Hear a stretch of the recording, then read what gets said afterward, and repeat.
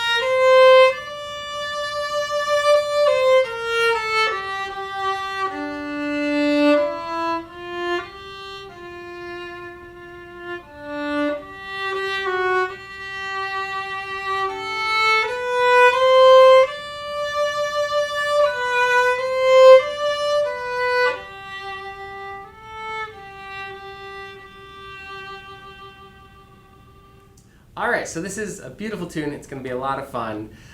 Just some pointers before you get started is please use an earbud or something to have the click track in your ear, and so that you only are recording the audio from your instrument, that we don't really want to hear the click track in the part together. And we're going to, before you even play a note, make sure that your instrument is tuned to 440. Just good old 440, so that we're all in tune. And it's okay to use a lot of open strings. A lot of times it makes sense to use open strings, so we just want to all be on the same page to get started. The other thing is when you film on your phone or whatever device you have, film in landscape mode, so sideways like this, like a TV, if you can. Maybe if you play bass or cello, we can sometimes make that work, but it's preferred if you can to film that style, and then not be like just your nostrils or anything like that. Try to get your instrument in the frame too, but not so far away that we can't see you either. So little things like that. Okay, so the big thing, I'm gonna take this out so I can hear myself, is phrasing in this piece is probably the most important thing. That there's these long phrases, and that you want to sort of, there's a lot of opportunities to grow through the notes.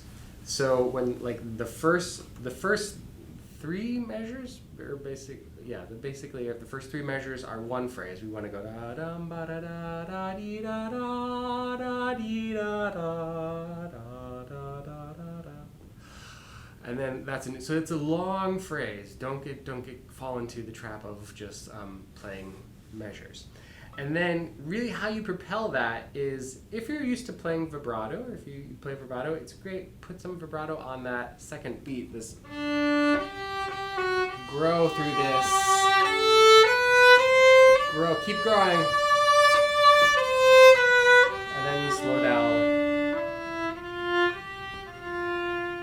That last bit is where the sound can sort of taper off. And then if you want to, even if there's space before that next pickup in measure 1, 2, 3, 4. In measure 4, there can be a little bit of space. It doesn't have to be, you have it's nice as if you were singing it. This is Carol with beautiful words. All the singers are going to take a breath there.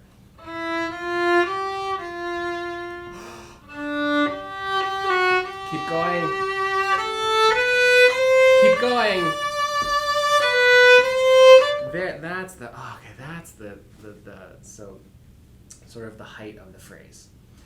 And so how you do that is, yeah, if you're not used to playing vibrato, you could try now. You could start now. Why not? But also just playing it straight tone is also fine. But a little more bow, a little more pressure, a little closer to the bridge are all things that we can do to sort of increase the intensity. And then sort of just decrease the intensity a little bit. Well, by using less bow or less pressure, or playing farther away from the bridge. So, grow, grow. Here, yeah, using lots of bow, We don't want to get stuck in. There's nowhere to go if you're just using a little bit of bow. So that's what I have to say about that.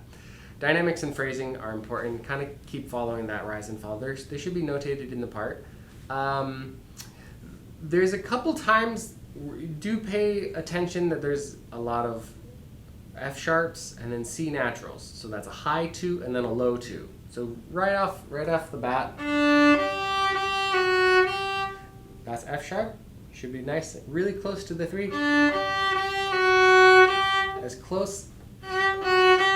As close together as possible, because we really want to avoid any confusion, because there are some points that will be confusing. Is that time at F? Sometimes it's what's called, this is sort of a modal piece, kind of before major and minor were really established. It's sort of this church mode, and so sometimes there's not that leading tone. And so when we do have the leading tone, the F sharp, nice and high, I'm really getting in the weeds here. Keep going. That there is C natural, so that's a low C. So kind of just keep an eye out all throughout this part of when is it a high 2, when is it a low 2. Really make it obvious. We don't want any accidents when people are playing both.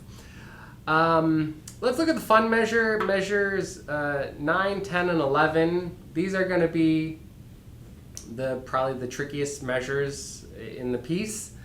And so there's a little bit of a choose your own adventure here. Which way do you want to go with measure 9? You can stay in first position and cross over the A string.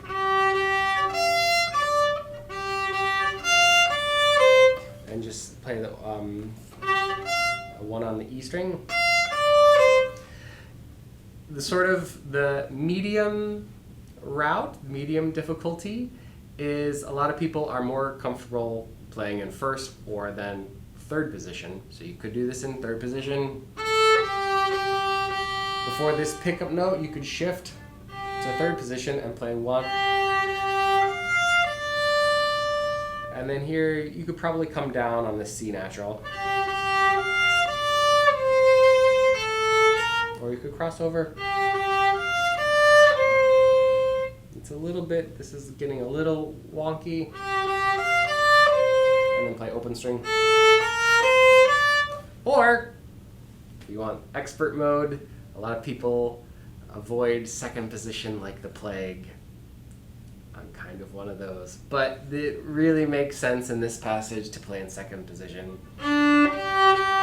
Just shift to 2 right here.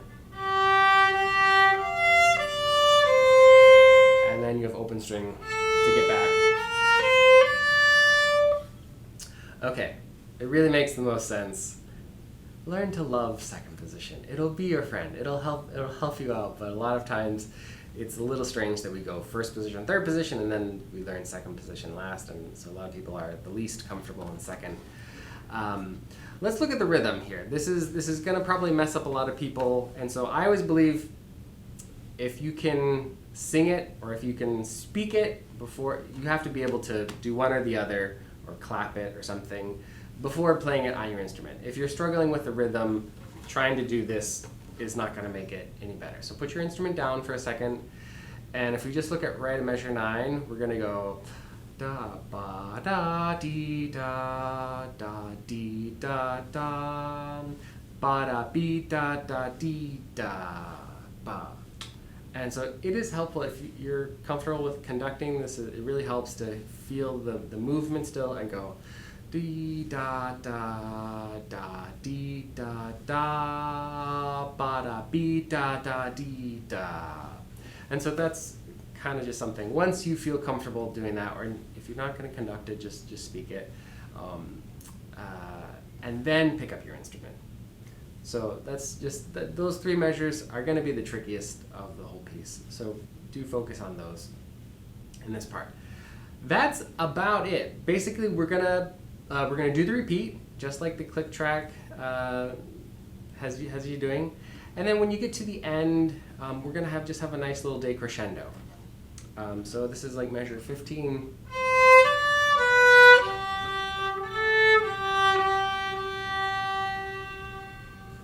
And just really fade out to nothing. If you hang over a little bit past the click track and longer than 2 beats, it's okay.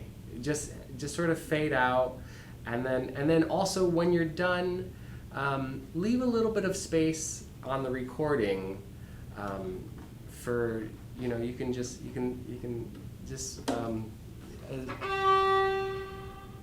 sort of don't be in such a hurry, or like don't edit your video so that it abruptly ends right there. Give us a couple seconds so that in editing we can kind of fade everything out nicely together, and so it looks really pretty. And so these are always a lot of fun to do together, and it's always so great to see everybody's involvement.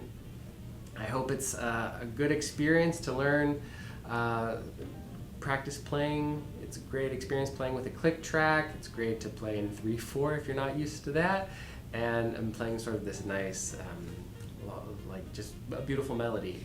And yeah, we look forward to seeing you. There's more information on the deadlines on the page, or I'll put it here because I can't remember what it is off the top of my head. But we look forward to seeing you. Thanks so much for watching this, and happy practicing.